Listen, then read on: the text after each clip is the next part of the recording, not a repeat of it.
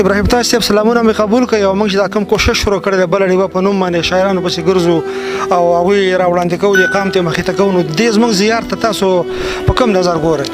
وعلیکم السلام. اصل کې کوم چې تاسو دا کار دی نو دا خو ډېر ښه کار دی او چونکې ما داسې ډېر لیدلی نه دی زه به بخښنه غواړم خو زه به وینم او د میډیا او زما بل ځل هم تاسو سره په مرکه کې ویلي وو چې څومره هم زمونږ شاعران دي او د هغوی که کوم قدر دی په معاشره کې په مشاعرو کې نو هغه صرف او صرف د میډیا په وساطت سره دی. دې میډیا شاعران راچوت کړي دي، دې میډیا شاعران دنیا ته ښودلي دي، ټولو پښتنو ته ښودلي.